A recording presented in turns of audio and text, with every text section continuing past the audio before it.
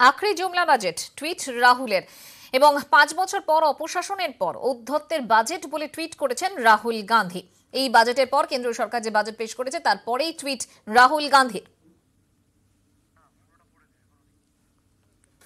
5 বছর অপশাসনের পর ঔদ্ধত্যের বাজেট, কৃষকদের অনিশ্চয়তার মুখে ঠেলা হয়েছে। দিনে 17 টাকা বরাদ্দ করে কৃষকদের অপমান করেছে মোদী সরকার, টুইট রাহুল গান্ধীর।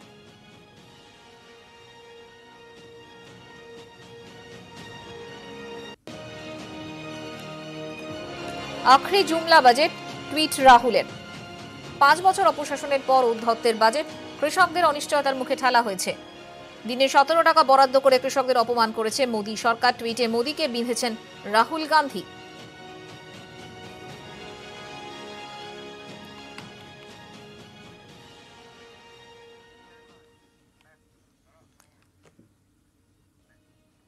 শেষ সময় মিথ্যে বাজেট নিয়ে মোদী সরকারকে তোপ মুখ্যমন্ত্রী Mamata Bandyopadhyay.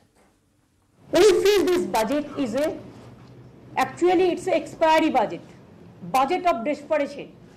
Actually this budget what will be not implemented. টোটালটা মিথ্যে কথা। স্বাস্থ্য সাথী আমরা নিজেরাই করছি।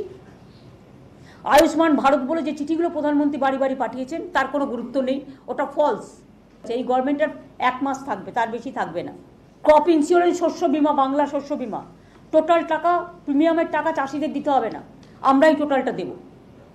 আর আমরা একর প্রতি 5,000 টাকা চালু করে অলরেডি প্রোগ্রাম চালু করে দিয়েছি কিষাণ বন্ধু। সুতরাং টুকলি করে কোনো লাভ নেই।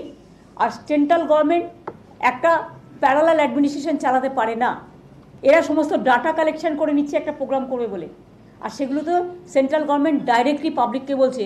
স্টেটের যেন কোনো কিছুই করে না স্টেট, এরকম দেখাচ্ছে উনি নাকি সব করছেন। ইলেকশন চুনাও আয়া হ্যায়, ইসি কে লিয়ে ঝুটা বাত কাহা হ্যায়।